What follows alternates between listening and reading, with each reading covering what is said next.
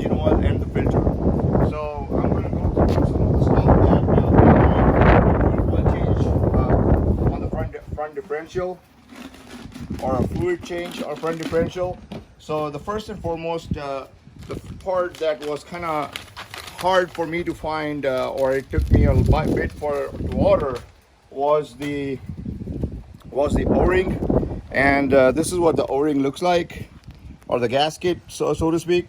So the gasket is for the drain plug, and this is a copper gasket, costs about $6 from Yamaha dealership. And this is a different size gasket compared to the rear final gear. The rear final gear is a crush washer, and it costs about $3 versus $6 for this thing. And this was on back order. It took me about 6 days to get this. All right. Is a hex bit matrix in size 5, and a 10 mm socket with a 6-inch extension and a ratchet. That's all you really need. And we need an oil drain pan.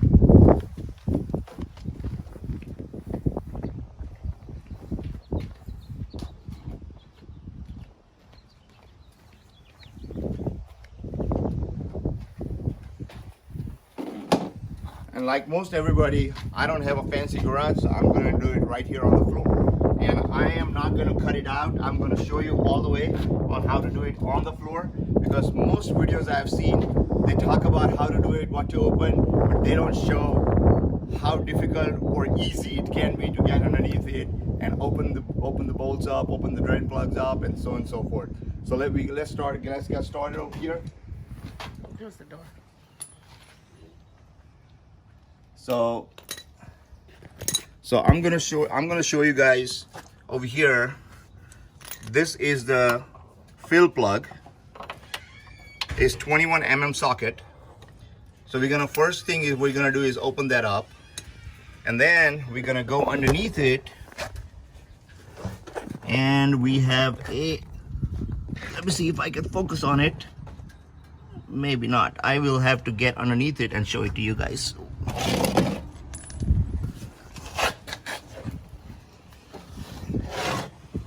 So right there is the drain plug. So that's what we're gonna open, and that takes a 5 mm hex bit. I'm ready. Okay, so first thing we're gonna do is open up the fill plug. Make sure you always open up the fill plug before you drain, otherwise the fill plug gets choked up and it becomes really hard to open the fill plug. So really easy to open the fill plug. Just needs to break it, and then it basically comes out. Make sure you get the washer with it. The fill plug should also have a washer. Make sure you don't drop the washer.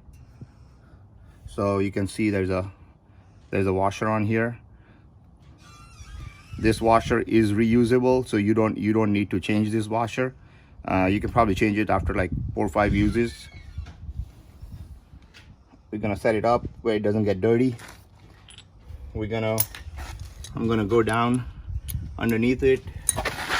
Being an XT-R with 27-inch tires, lots of room to go underneath it. I have this handy dandy pan over here. I'm not using the big pans that I use for my trucks to do an oil change, because they are kind of big and tall. It doesn't give enough room to maneuver. You don't need any kind of extension or anything like that. It's a 5 mm hex bit. So I'm gonna move it a little bit, get it underneath it, and you can kind of see how it is over here. And all we're gonna do is break it. Very easy, doesn't have a lot of torque on it. So we're gonna break that.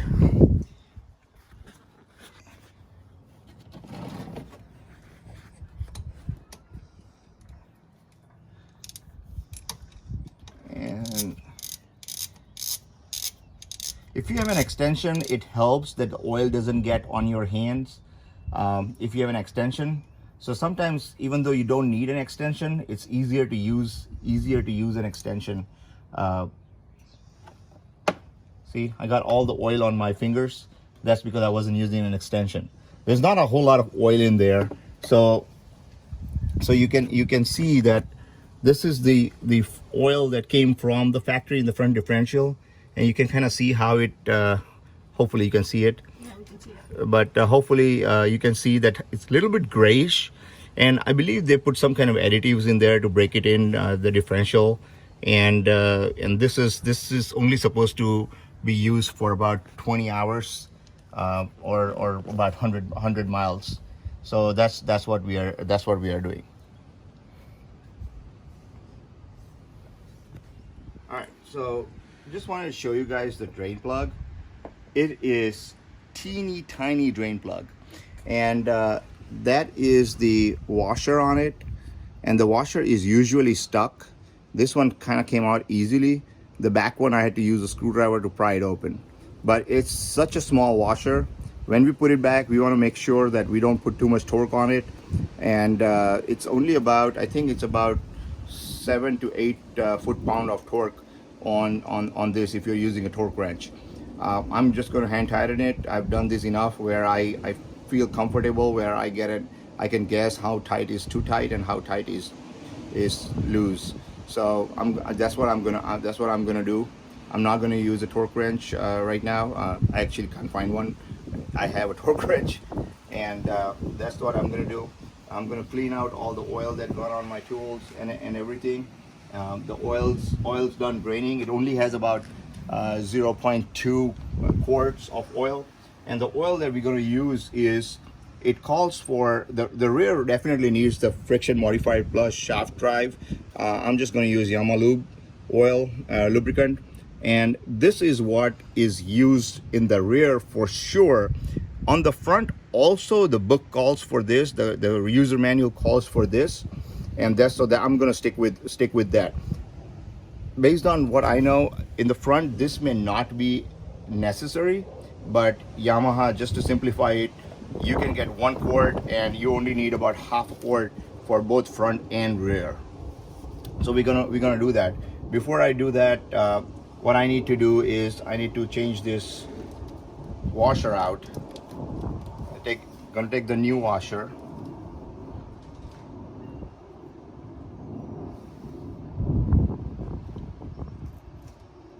Really not bad, but you can see a little bit of lip on it. That's because it's crushed. It's really not a crush washer, but it does get pinched once you tighten it up.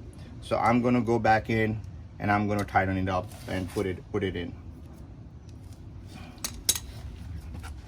My dogs were out and I see a whole bunch of dog hair over here.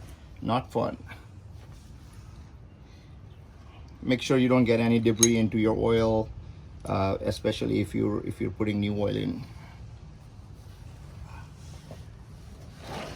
So we're gonna go back in there and we are going to put this nicely in. Make sure there's no resistance. Make sure you don't cross thread it. It'll be an expensive mistake if you cross thread it. So we're gonna put in that. It went in right in there very good. We're gonna just tighten it up just a little bit.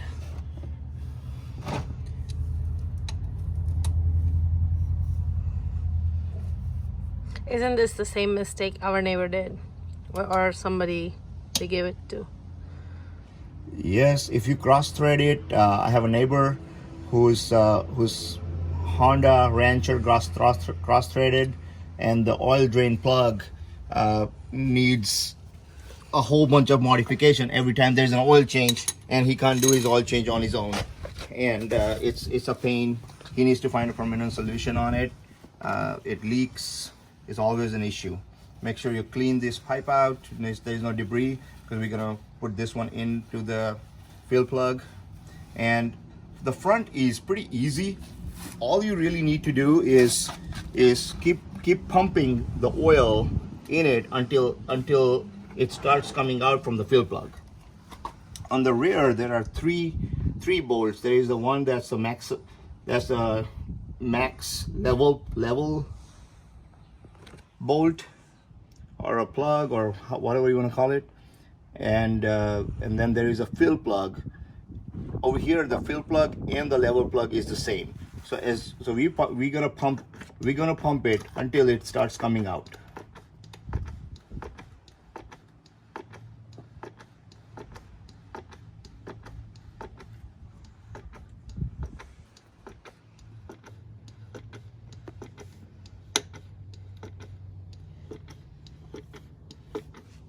I'm just trying to see how it looks when you're pumping.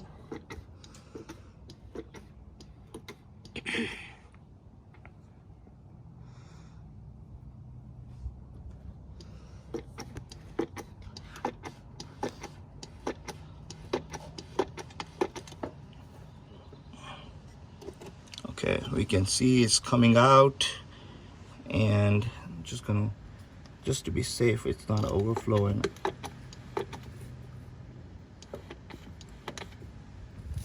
Yep, it's definitely coming out.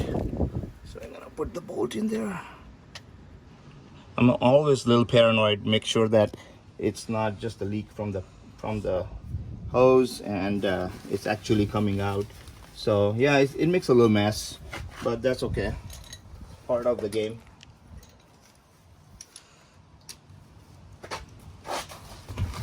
So again, we're gonna go in there and we're gonna tighten this up.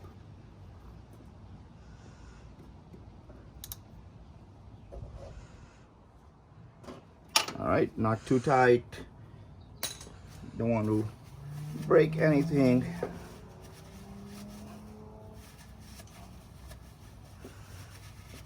Clean it all up as much as you can. There's a plastic skid plate on here that comes from the factory, and see, I still have about little less than half the oil left in here, and that's probably because I wasted some of it from being paranoid. So that's it, and that's the old oil, and you can see a little bit of shininess in there. That is the braking from the gears inside. That's how they brake. The plastic stuff is not from it. Probably it's just a debris from oil pan sitting in there, but the shiny stuff is what the braking is. It's not excessive. It's pretty normal for about 22 hours on it. So pretty good.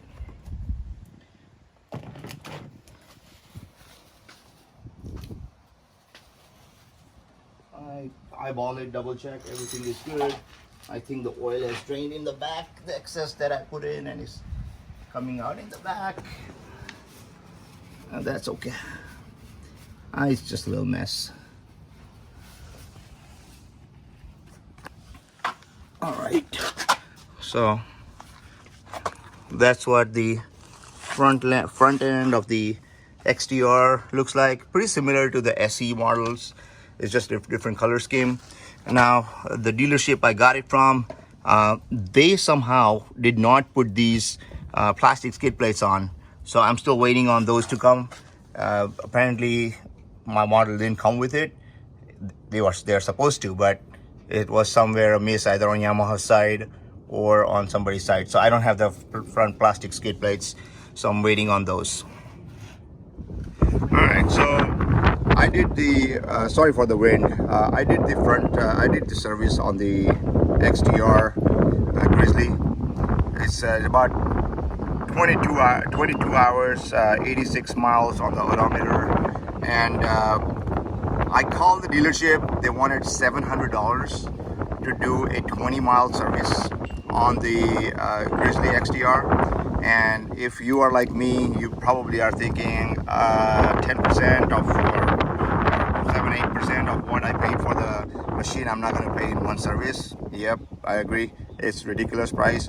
All in all, it cost me about less than $100 in parts, and you know, you need some tools and stuff like that.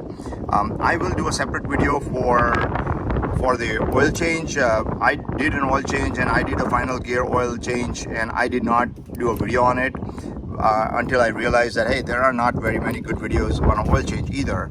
especially how tricky it is to get to the oil filter on these machines. The easiest part that I saw was to get to the oil filter was to take out the rear the skid plate, and yeah, it was a little extra work, but it was just so much easier. You could clean the skid plate out, and then when I took out my skid plate, I also realized that the dealership did not install it properly, so I installed it properly. So that's it, right? And all in all, really good machine. I really like it. My kids ride it too, and I've been trying to convince the wife to get a Kodiak also. The kids can go riding with me. We have about 30 acres over here, and we ride on our property. We don't really take them out anywhere, and that's what it is. Let me show you real quick on what I did in the rear. There seems to be some confusion about what kind of a drain plug and fill plug and all that stuff, because there are three things. So this is your fill plug right here. That's a 21 mm bolt, and that's what it is. It has a washer on it that can be reused. And then right here you can see this is where the oil starts coming out. So once the oil starts coming out from this bolt right here, that's when you know you got enough oil, you got enough differential or final gear oil in there. So that's the bolt you take out. Now that thing also has a copper washer, but that's reusable also. It doesn't take a lot of torque. It only takes about 7.4 foot-pound of torque. So something to keep in mind. And then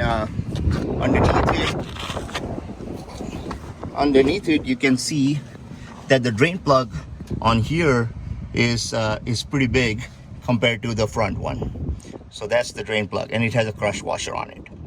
All right, so that should give you a good idea. And the skid plate that I was talking about is this is the skid plate that I took off to get to the filter, which is increasingly difficult to get under 3. So hope you guys like the video, and I'm gonna do a whole bunch of maintenance videos. This is my first foray into the video, and we're probably going to change the name of this channel too. So stay tuned for very interesting and diversified content. If you guys have any questions on the Yamaha XT-R or the Grizzly maintenance or anything, feel free to ask. If I don't have the answers, I will find the answers for you guys, and hopefully you guys enjoyed, and hopefully this is informative for you. And don't be afraid to do your own maintenance. It saves a whole lot of money, and you can justify buying those toys when you don't spend that kind of money on the maintenance.